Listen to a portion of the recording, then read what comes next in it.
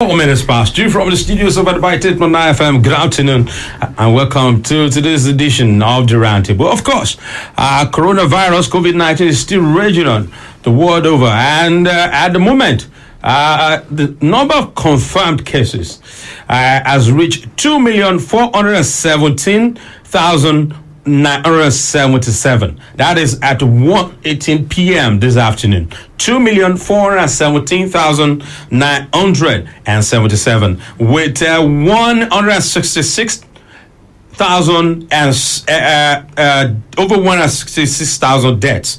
And in Nigeria, we have 627 confirmed cases with 21 deaths. And luckily for us, 170 people have been discharged. In Lagos, my name is Dimeji Daniels, and today on the program we'll be talking coronavirus, and not just the issues around it. We'll be talking, because I have an expert in the studio, we're talking about the virus itself. He is a professor of virology, that is Professor Isaac Adaba. You're welcome on the program. Thank you very much. You work at the Federal University of Technology, Akure? Sure. Okay, so let's begin. How does this infection, how does it progress in the body? This virus? Yes, thank you very much. Your question centers on what we...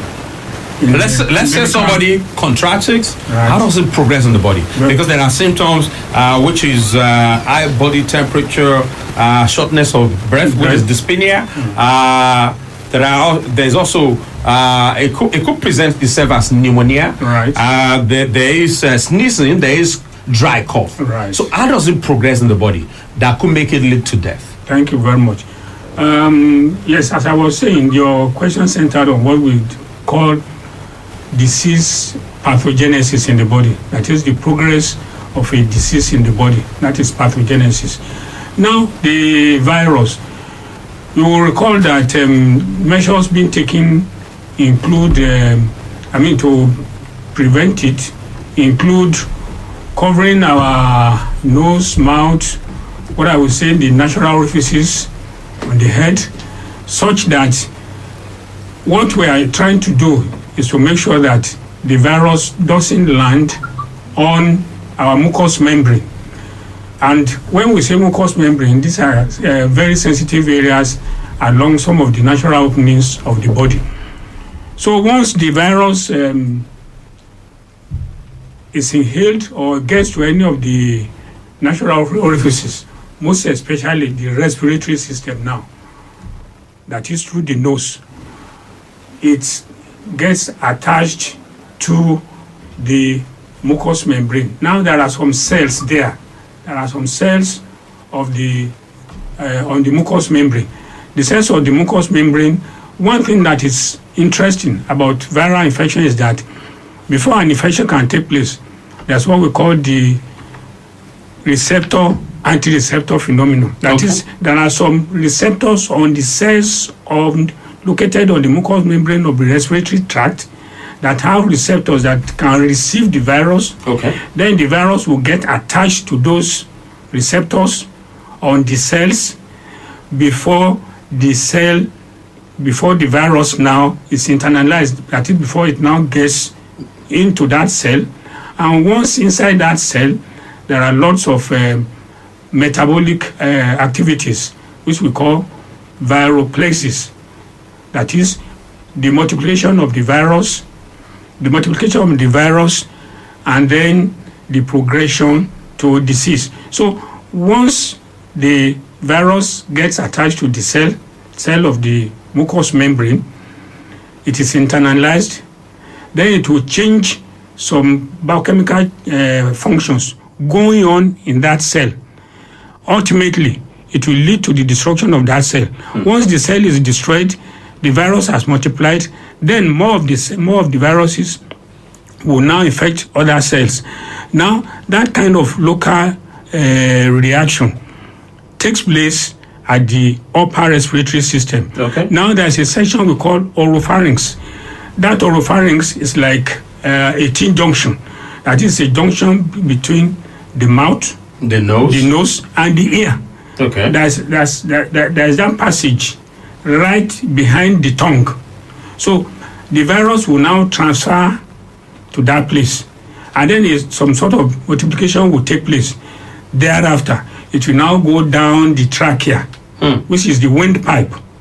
Once that happens, the next thing is now to go into the lungs. It is in the lungs that causes the damage. That it causes massive damage. And unfortunately, the lung... That's the reason for the shortness of breath. That's the reason for the shortness of breath, because the lung is supposed to be like a blow balloon something. Yes.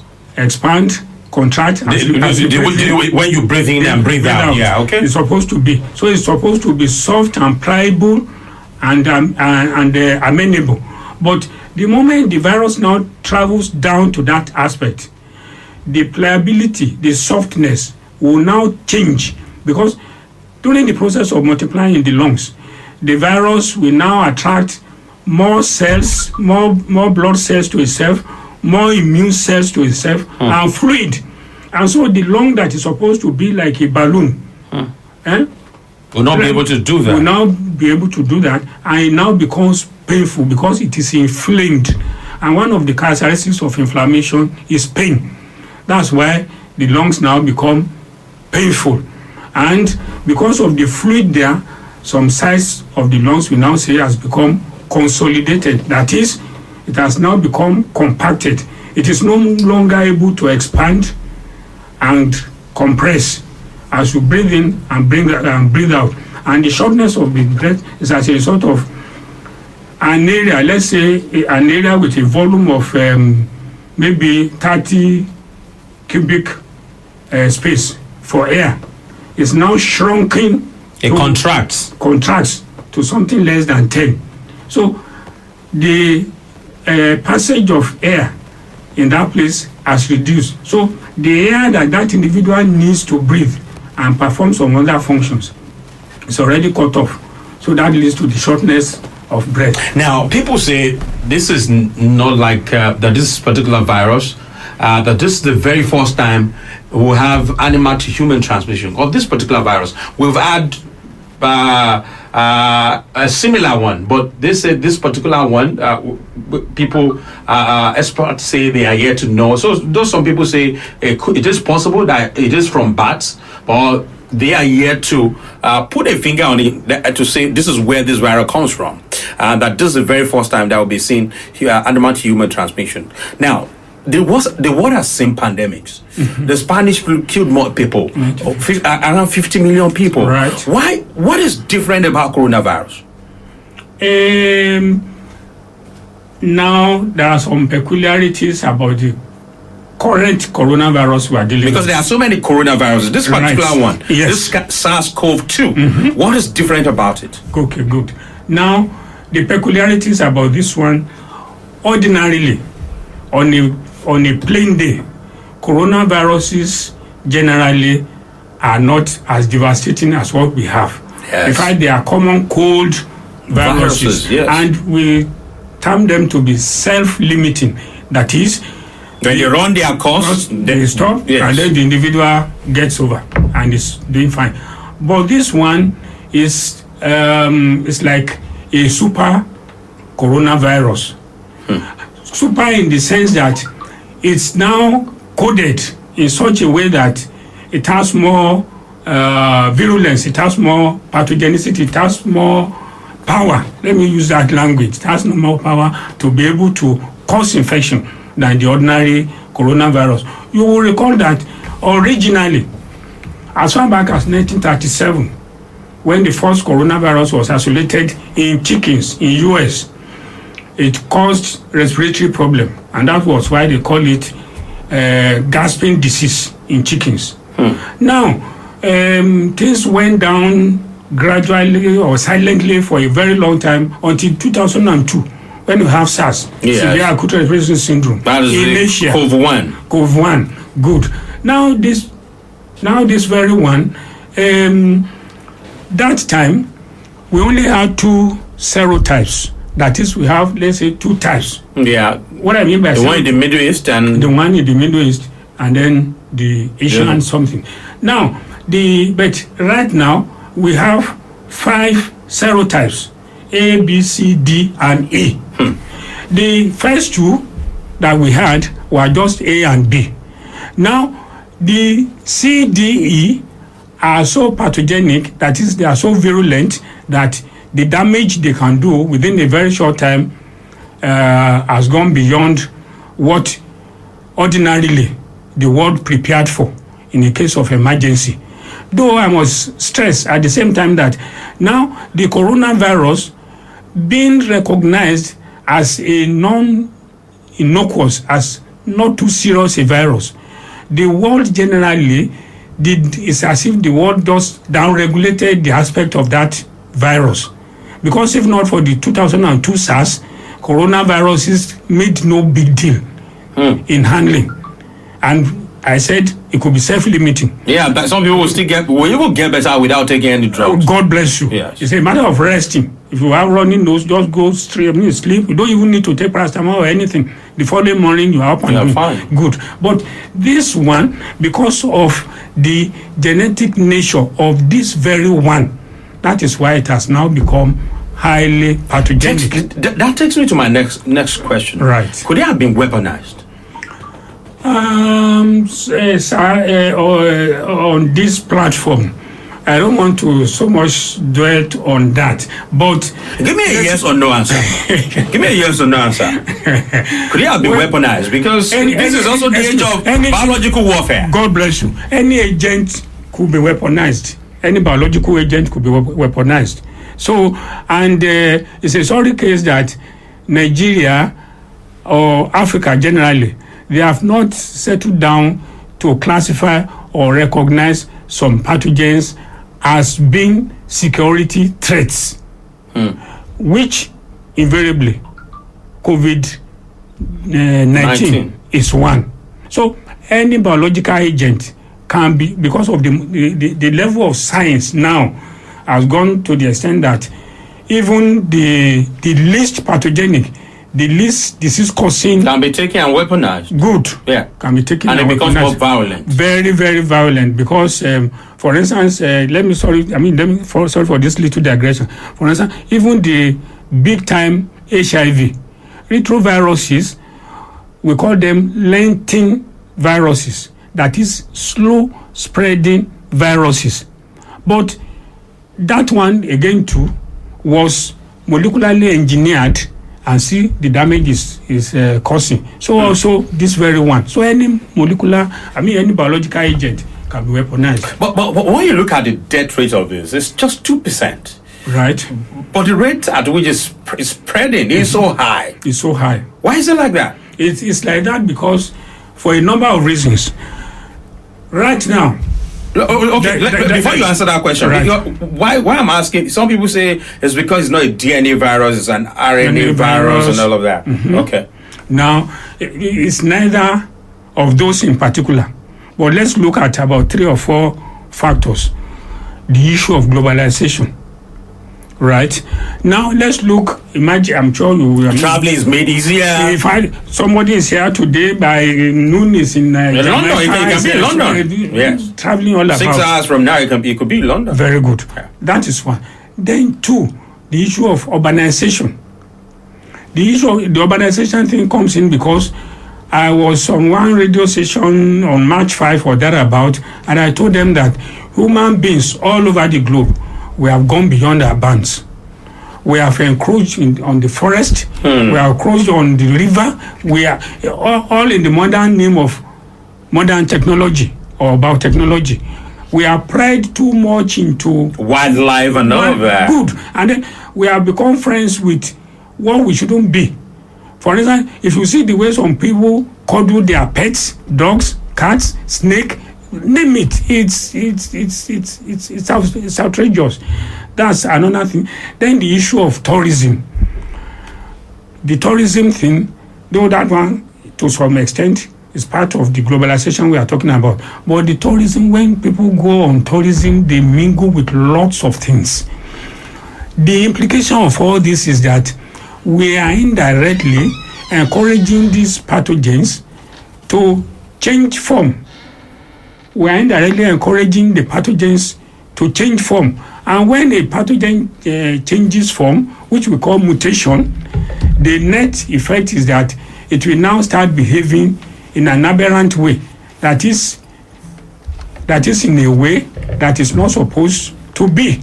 So a lot of factors have come into play. And then we shouldn't forget one thing. I was discussing with some friends the issue of nutrition. Many of us are not feeding well. Even the so-called advanced countries, we are feeding on junks. Yeah, that's true. And then because we are feeding on junks, our immune system is already shattered. Because for our immune system to build up, we need nutrients from the natural foods that we eat. Many of us don't feed on natural foods. In US, I remember in the lab those days, you have this vending machine. You have your soda there, minerals. Drinks there. You go there, put in your dollar, the thing rolls out. It comes out. In another something you press, potato chips, name fries and the stuff like that. All these are, I would say, esoteric foods. Because they have been so much been purified. They are not organic. No, many of the natural contents have been depleted and then replaced with artificial ones, either to sweeten or to tell you that if you eat, you put on weight. No, these are no longer natural foods. And I don't want to start mentioning name of some foods around here. All these are no good for our body. Even the so-called wheat that people eat. The wheat, the spaghetti, the juice. They are all junks. Okay. Now let me quickly ask you this: when you tell people don't shake hands, don't hug, observe social distancing, don't hug anybody, people do not understand why we are saying that. As a professor of virology, right, can you break it down for people and for them to understand why they should not do these things so that they would know how this thing spreads? Good. Thank you very much. Now, let's start from social distancing. There's this thing at NTA around 7 or something. You have this imagery as if somebody who is sneezing and some things coming out of the nose or the mouth or something. So, the social distancing, what that one is trying to say is that if somebody coughs, you stay away from the droplets. Good. So, that distance, the thing, instead of falling directly on your mucous membrane, because there's a distance, so it's likely to drop before it gets to you. That's the distancing. Then don't hold. How many feet would you recommend? How many meters? At least 3 meters. But some people are saying 2 meters. That's 6 feet. Yes, if they are recommending that, the rationale behind the distance actually is that you are considering maybe the load of the pathogen that is going to come out. Maybe from sneezing, for instance. From sneezing, and then some people will sneeze with force. That one will travel fast.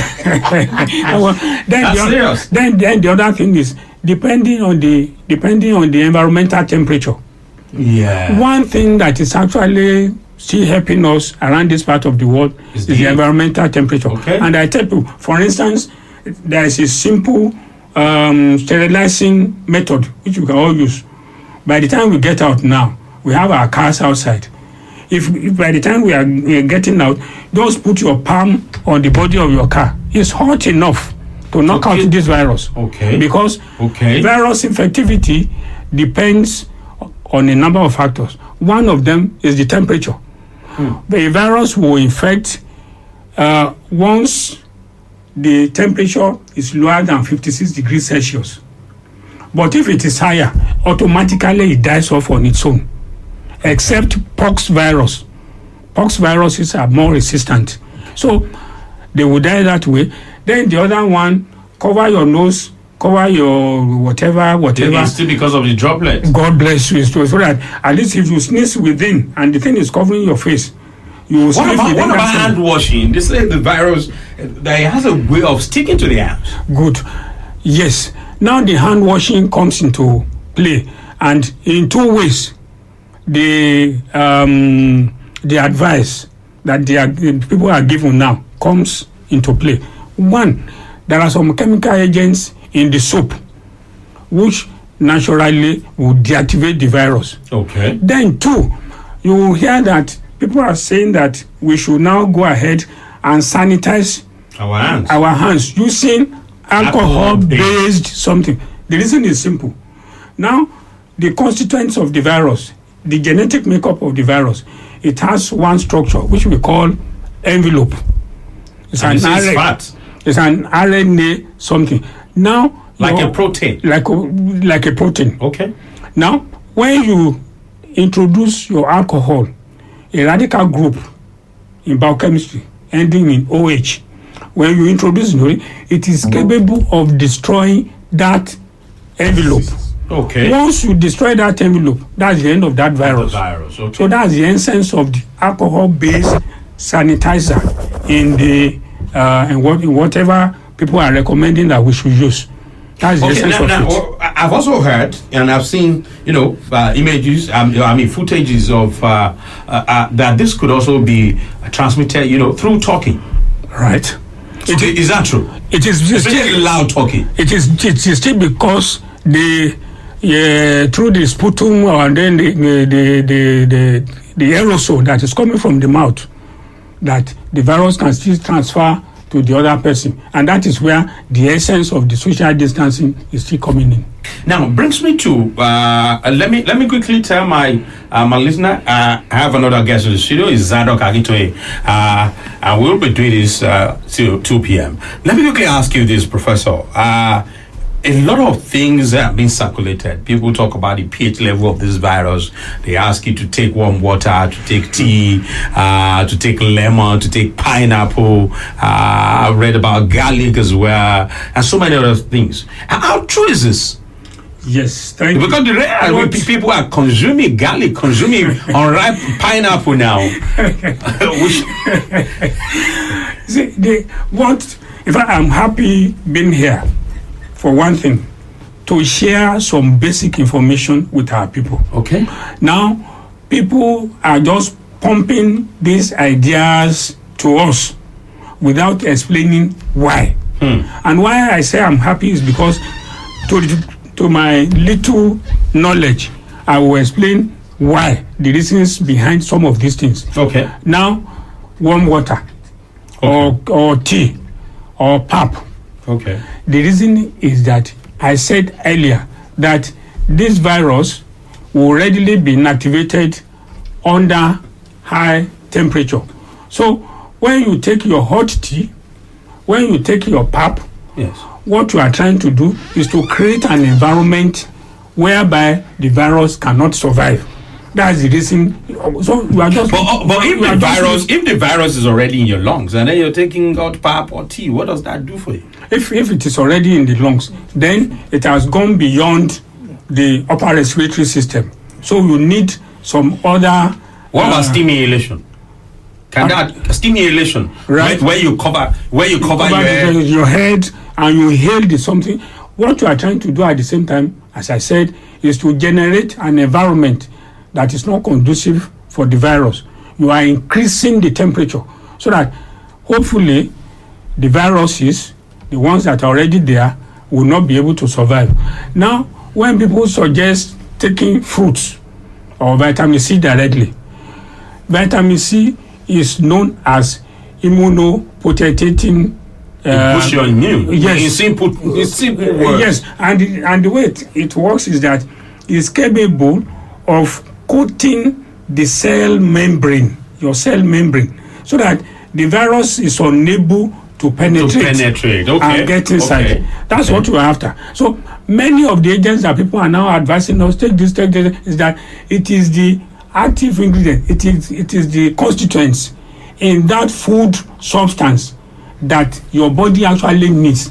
And that was why I said earlier on that the issue of nutrition is very key. And that is why I will seize this opportunity at this time to now impress it on federal government, state government, and highly spirited individuals who are now going to palliative measures. Giving out food. But all we see is semovita and rice and beans. They should zero more on food than even giving cash or any other thing. It is food that we need, because when we eat balanced diet, good. Because we see, you mentioned spaghetti, we see spaghetti, pasta. Let me call it pasta. We see pasta in some of these things. We see noodles. What would that do for people? God bless you. So it's those ones are out of it. We need nutritious food, because the nutrients in the food are what our bone marrow will extract and use to produce immune cells. It is the immune cells that will now protect us and give us the immunity. That's the way it works. People are talking about chloroquine, you know. Right. What do you understand about chloroquine? Well, chloroquine, if you look at the chemical structure. Because when I was growing up, right, I don't know why my mother loved it so much, right, and I was scared of it, right, because the skin itching and all of that, right. I heard from somebody that it kills cells. Is that is there any truth to that? And if there is that the reason that people say it works? Good. Now, I was going to say that one, if you look at the chemical structure of chloroquine, and then you look at the cell membrane I was referring to the other time, and then chloroquine, principally you and I know that's anti-malaria. Good. Now the chloroquine is capable, for instance, on the malaria parasite. There is a structure there which we call PABA, para-amino benzoic acid. That's the structure on the parasite. Now the chloroquine is capable of removing that structure, that element from the malaria parasite, and the malaria parasite needs it to multiply, to grow, to develop. So once you administer your chloroquine, what the chloroquine agent does is to remove that constituent from the parasite. Then the parasite is dead. Okay. So it is in the same principle that for this virus it has some constituents which, during the process of multiplication of the virus, the chloroquine is capable of depriving the virus of from multiplying. Good. Okay. And so then it dies. And it dies. Okay, I'll come back to you, Professor, because I'm so enjoying it. Thank you. Okay. Absolutely. Okay, now Zadok, with what you're seeing, especially in Ondo State and even around the country, would you say government is doing the right thing in preventing this? There is shortening of borders, there is shortening of markets and all of that. I would say, first I need to commend the professor. He's giving very, very useful information on this coronavirus, and it's some information that the people should appreciate. Thank you. That said, I think that government has not, like we've always said, and it's not peculiar to Nigeria, a lot of governments in developing nations like this did not preempt the issues that are going to be the fallout of the spread of coronavirus. So they didn't plan for it. We assumed so much that it's not going to get here, and there are so many reasons upon which our leaders base their assumption. Most of them are not always right. But when they've made those conclusions, it becomes policies that they execute that then affects the whole bulk of us. I think that one of the first things we failed to do was shorten our borders. You should have done that on time. We should have done that almost immediately, because I think government did not rely on the academia, for instance, to find out what are this thing that is happening in China. Even when you look at the task force, the presidential task force, you see that the SGF talks more, the politicians are talking more. It's largely political. Unlike in other places. It's largely political. It's not purpose driven. This virus has the capacity, as we have known, to wipe out nations. And if you look at the population of people that have died, there are countries in the world that don't have more than that. Right. Yes. So technically, we can say that this virus has taken out entire countries. Even the entire continent, the whole Antarctica, the population around 5,000. Yes. And so there's an issue of our government being unable to plan ahead. And it is in this inability to plan ahead that you find that even the palliative programs government has seems to be hinged on ignorance. The professor has clearly said to us that the purposes for which you are going to introduce palliatives to the people should be nutrition. But if you look at what most of these people are given, they are, hinged on ignorance. They don't even know why you say people should social distance. For me, for instance, as a student of biology, I've realized that we have not even sat down to ask professors like this to look at the life cycle of the virus itself. When is it most vulnerable? And then let's target that point when it is most vulnerable. COVID-19 is just one of several coronaviruses. And are we when are we going to see an end to this? These are some of the questions. It is possible to have an end if we can, in the life cycle of the virus, find a way of not allowing it to complete its cycle. I have, in my small observation of coronaviruses, I have seen that the most vulnerable time for the virus is when it is dropping into the lower portion of the throat. That's when you start having this itch around your throat, and then this desire to, cough out and spew sputum. The purpose is because the virus also has a life it is pursuing. And it knows that it must complete its cycle from one human being to another. And so, if we can mitigate it, the purpose of drinking warm water, for instance, is not just to drink warm water.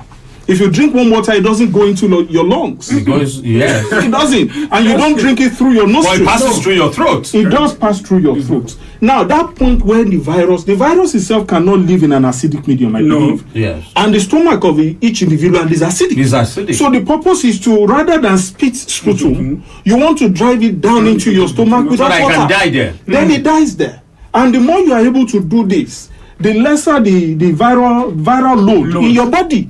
And then one way or the other, I think one key issue that government should put into place is the fact that our people are socially irresponsible. They are irresponsible cultures that has become our norm. People spit a lot here. Yes. And that is something we also need to stop. You cough, and then the next thing is you spit it on the ground. When you spit it on the ground, the virus then gets into the sand. And then when the wind blows, I use that in the case of Qatar. When the wind blows, it moves this thing up into the air. Children touch the floor. Well, it depends on how long it can last in situations like that. Yes. There are viruses that insist themselves outside of their host so that they can live a little longer. Okay, now people have said that our government, not just at the federal level, even at the state government, is just aping what is happening in the Western world. Ape now, APE. Yes. With no regard for our own peculiarities. Look, is that so? It is absolutely so. Look, we are doing catch up. We are playing catch up. Most of those that are in power at the moment are just looking at parroting something that they've read on CNN or something they've seen on TV. Exactly. There is no preemptiveness about it. Even in other states here, we have this Institute of Virology along Igbatoro Road. This institute is not even seen to be active at the moment. I think it's now a referral point or an outpatient station. You know why I'm asking that? I've seen cases, and it's happening in almost everywhere, probably except in Lagos, where governors say their state is under lockdown, and then you give people 2 days. What did they last week? People were allowed to go out to the market on Thursday. You should see the market. You should have seen the market. It was packed to the brim. Even the Odo in Ado last Thursday was serious. This underscores an action that was taken, and I'm not being political now, I'm just being a human being and a resident and citizen of the state. This underscores the action of government. Just a few days ago, before the celebration of Easter, when the government said they were going to relax the prohibition on social gatherings. People to go to church, and then they went back on that. It's for me. But they already set it in motion. What is seen to show? And I think that was why some pastors went ahead and what is seen to show for me was that government was actually taking its information from Lagos State. And so whenever they do something in Lagos State, our government thinks, okay, that's the next thing we are supposed to do. And they are parroting it. They are parroting what they see. Because they thought that the tide of infections has started stabilizing. And so we don't have any issues. And then the next thing is that Easter is so important, we must go and celebrate it. Just imagine if that young man that had it in Ijoka had gone to church on Sunday. You only need one person in a gathering of people to cause an infection. And or the pregnant woman who came into Ekiti, if she had gone to the market just on last Thursday. And the implication of that is that a lot of times government is not relying on the academia for data and information, and for them to explain to them why this thing is this way. Let me give you a simple analogy. If one person infects 5 people, it's like a pyramid. By the time you get to the third and infectee, if I may use that word, you are talking about a huge number. Because you're talking about primary contact, you're talking about secondary contact, you're talking about tertiary contact. At that tertiary contact level, you are talking about huge numbers of people that are carrying massive volumes of the viruses in their body. It's an inexhaustible volume. Let me go back to the professor. I mentioned instances of where state governors say, okay, we want to relax this. We're giving you Monday and Tuesday, or probably Thursday and Friday, to go out and buy food. And then, for instance, in developed countries, in other places, a family could just send out one person to go out, get whatever groceries they need, and then they come back home and with serious, precautions. Now, we have a situation where governors say, okay, today you're allowed to go out, and then you have a packed market, packed pharmacy stores, packed restaurants everywhere, fantastic and all of that. Would this not hamper the effort in coping the spread of this? Thank you very much. Is that not like going back and forth? In fact, my friend Uncle Zadok has more or less addressed this very question. Let me start by saying that Mr. Zadok, Mr. Yes, Zadok. Thank you. Now started by saying that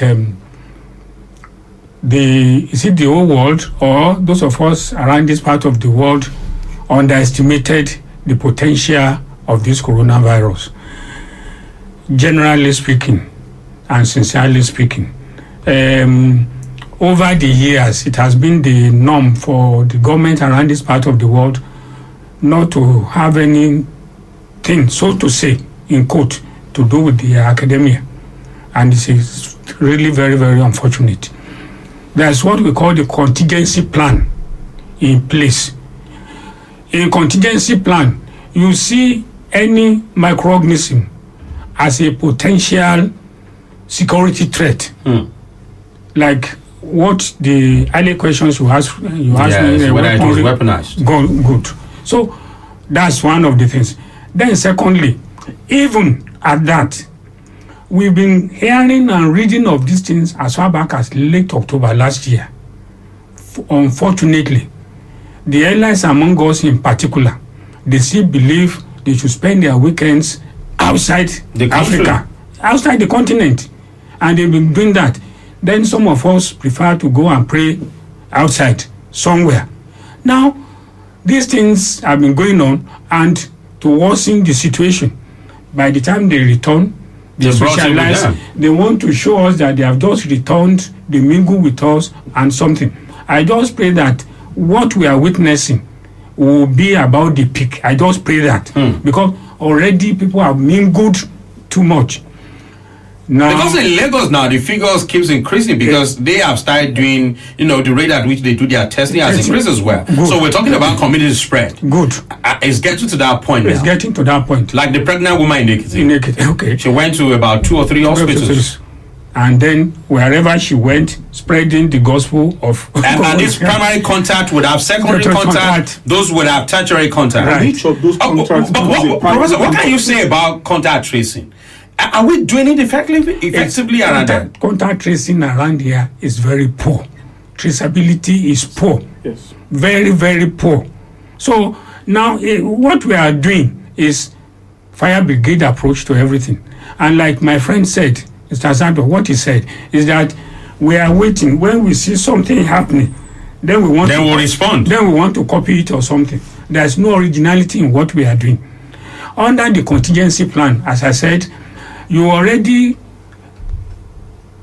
envisaged that a crisis like this will happen, even when it has not happened at all. Let's say you can draw a contingency plan for cholera. It should be in place. That is, if it occurs, you move swiftly. You will see how long it took our government before they thought of palliatives, for God's sake. under this... They are even still thinking about it. They don't have a final solution to it. They are thinking about it every day. These are some of the problems with us. So when a governor now says, we'll relax, people can now go out freely, mingle with themselves. Come back, then don't go out tomorrow. Then go out tomorrow or something. I mean, what does that say about the knowledge of these people in government?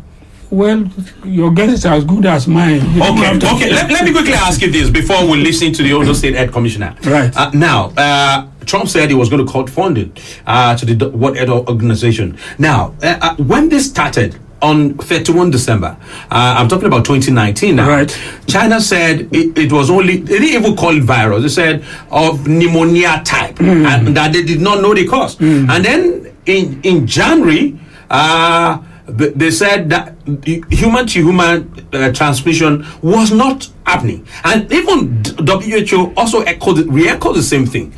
Then WHO went there in January, late January, a brief visit, and then they said, okay, it observed that human-to-human transmission was happening in you, and then WHO went back in the second week of February, and that was when it now came out to say, okay, human-to-human transmission was happening. Would you blame the World Health Organization in this, just as Trump is doing, that they did not do their job, their own work well? Thank you very much. The blame is all over. It's so unfortunate that if you study what is actually going on, you find out that it's like we are playing a football around the field. These people are just deceiving the whole world. They knew ab initio what the problem was. And if I may say something, if you some video clips will tell you now that things are getting settled in China or one way or the other. I don't personally think God so. My opinion does not matter. Now good. I belong to a special WhatsApp group, Nigerian Core Virology Group. Now these are groups of virologists in Nigeria. We are less than 50. Inside information from China has seen that their crematory, that is where they turn people into something, is on 24/7, and that had been like that for the past 1.5 months. Okay. So when people now come around and tell us that things are getting better in China. No. So they've been deceiving all along. But the most unfortunate thing coming back home is that our people heard about this thing. Some of them went there. The next thing, I hope we'll have time to talk about what to do under viral infections. Okay. We'll have time to do that. Okay, let's do that quickly because I want us to listen to the others here. Let's do that quickly now. Let's quickly do that. What to do? Our first line of action is this hygiene and sanitation. Okay. Right? Like all the measures people are proposing here and there or something. Then the next thing is vaccination. Okay. But there is no vaccine now. They are doing, testing and all that. Under that, let me quickly now stress something. That Nigeria now has one golden opportunity under this COVID something. Okay. Like the Yoruba man will say that ire to aninu ebi. Now, with the millions, 50 million euros I saw from European EU and some other millions of dollars, and then home. The donations or something. So Nigeria should now settle down and establish at least 3 special health facilities. One of the facilities should be bioengineering center, where we can now be making vaccines. I was at one international conference on bioengineering, precisely on vaccinology, that is how to make vaccines, last year. In Nigeria, we have 2 centers. There is one in Vom, near Jos, Plateau State. That's for animal vaccines. The other one at Yaba, that one is Now, in these 2 centers in Nigeria, the mode of making vaccines are still the Methuselah type, the ancient type. First and second generation methods of producing vaccines. But that bioengineering conference which I attended last year, things have gone far. Where was that? Which country was that? In India. Okay. There was a Commonwealth group of nations. Now, so when you see what is now going on, you will now know that. So, under this present crisis, Nigeria should have some special health centers instead of running abroad every now. Unfortunately, people go there and meet fellow Nigerians as consultants over there. It is those of us here who emigrated that are manning those places. Now, let's have something with these millions. We should not spend the millions on buying face masks, buying hand gloves, buying sanitizers, or buying pasta. Okay, God bless you. Let's take another break. Let's quickly. Earlier this morning, I interviewed the Ondo State Health Commissioner on the phone. Let's listen to what he has to say. Commissioner for Health, Ondo State, Dr. Adaba. Good morning. Morning. Okay, so ever since the case of the former corps member who treated the military officer who came into Ondo State who also tested positive to COVID-19, the government said they've done contact tracing. Have you gotten the result of any of these this primary and secondary contact with these people? Yeah, we have done, I think, tests for about 17 of them. Okay. And they all returned negative. Okay. But you're still expecting more? Yeah, it's done on daily basis. So, but that is the first round of the test conducted on them. All of them turned negative. Oh, okay. The governor at some point, people have complained, not just the governor, that in spite of the shortening of the borders leading into Ondo State, people still find their way into the states. What is the government doing as a lasting solution to check this? Yeah, the borders have been strengthened, and a lot of discouraged personnel are now manning the place, and I think the situation is much better now. But we will see some people advise them that they should stay where they are for now, rather than trying to smuggle themselves into other states. Okay, you said security agencies.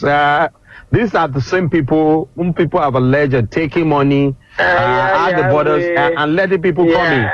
I know somebody who came in from Ibadan into Ondo State last week, and he said that when I end of the boundary, that people were stopped. The vehicles bringing them were stopped, and people came in on foot into Ondo State, and then they took boarded another bus into the state.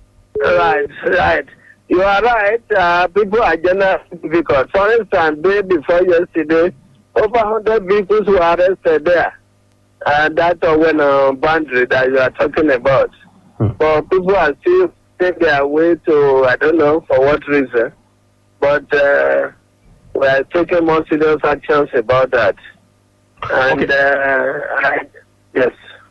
Now, people have said that Nigeria cannot really, that we cannot really say this is a number of cases in Nigeria because the rate at which we do our testing is so slow, unlike other places like South Africa where they do drive-in tests and all of that. Or your state has commenced something like that. The administration of Seyi Makinde has commenced something like that, where people can drive in and do their testing. Because that was the Ondo State Health Commissioner. We will not be able to listen to the whole interview because of our time. Now, let me ask you, Zadok. Part of the complaints that we've had during this time is that in spite of the borders that have been shut down, people are still moving from one state to the other because security agents at these boundaries allowing people to come in. Now, I was talking to somebody this morning. Does this not speak to the failure of leadership that our people for so long have been ravaged by poverty, and the so-called security agent see this as an opportunity to make money? Yesterday, somebody was telling me that in Ekiti State, a so-called vigilante woman was telling somebody that there is a man in a neighborhood she would like that the man would join them, that maybe it will be going on with 2,000 at least 2,000 every day. So they see this as business.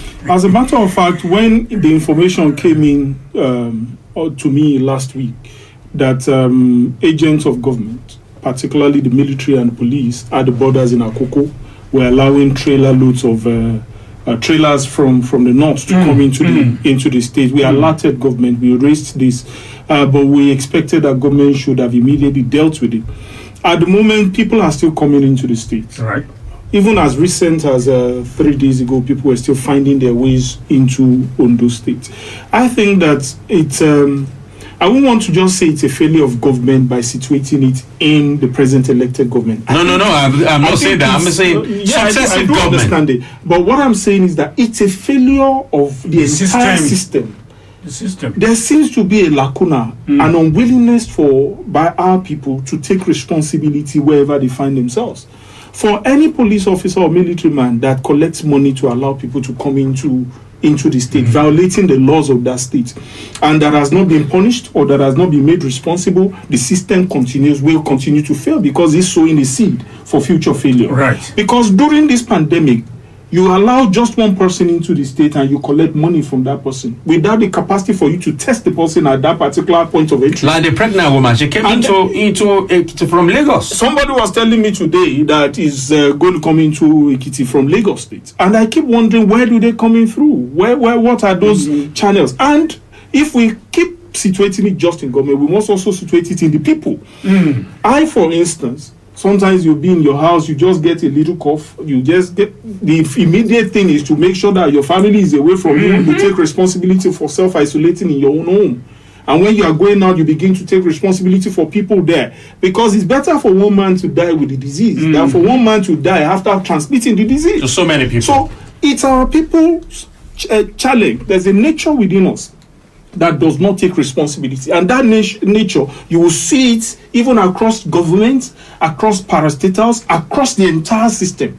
Nigerians take advantage for personal benefit, even in cases like this. People are collecting money and going home to feed their children, whereas putting others in danger. And what about the money that even collects? So if somebody has the virus, you're not shaking the person, but you're taking money from the person. And it gives you the money with the same hand. I was counting money a few days ago, and I asked, what are the chances that this note in my hand could carry the COVID-19 virus? And it's not impossible. Somebody It is not impossible. It is not impossible. Just sneezed. Our people are very, very, very irresponsible. I've noticed people sneezing into their own hand. Right. Somebody will cover his nose with both hands. He will sneeze while he's not even in his home. And then use the money. And then when he sees somebody is forgotten that he sneezed into that hand, he shakes the person. I keep telling my children that for every time that you have catarrh, what he should tell you is that something from somebody's nose has entered your mouth. Into your system. So you need to take responsibility for it. Okay, let me ask you, Professor Isaac Adaba, before we go. Testing is a big issue in Nigeria. Right. Some people say you never can tell. It is likely that we have more than the number of confirmed cases that we say we have in Nigeria, because the rate at which we do our testing is so slow. What would you say about that? What advice would you give to government to increase this? Well, like put it just now, one big advice would be that we increase the rate of testing. And how do we increase the rate of testing? It's one of the things that I was saying the other time, that with all the money we are getting, we should be able to do that. Yes, we should be able to do that. And to go about making tests as far as viral diseases are concerned, the whole thing is now simplified. In those days, at virology UCH, we used to do confirmatory tests for viral infection during the advent of HIV in particular, for a period of over 2 weeks. But now you walk into any center, you get your result. You get your result. Don't the CDT? So what happens to be able to drive in and do all of that? Yeah, exactly. So it is the same thing. So it is for our government. We can start today by, say, less than 2 weeks from now, we can have some preliminary test kits in Nigeria produced by us, which can be used. All we need is just the antigen. But do you think government is looking in that direction? No. What government is interested in, and that's why I said all this money should not be used on importation. That's why I said let us set up centers Okay. centers where I think our time is fast spent. I would have loved to touch on, this issue of distribution of palliatives, where politicians now pose with supposed beneficiaries of these palliatives. They kind of doing politics with it, but our time is fast spent. Let me thank you, Mr. Zadok Agito, for coming on to this edition of the Roundtable. Thank you very much for coming. It's my pleasure. He is the Public Secretary of PDP in Ondo State. I want to thank you, Professor Isaac Adaba, Professor of Virology, Federal University of Technology. Thank you very much for coming. It's been a wonderful time. It's been wonderful having you on the program. My name is David Danes, and this is where we draw the curtain on today's edition of the Roundtable. Next week, the discussion continues. Thank you.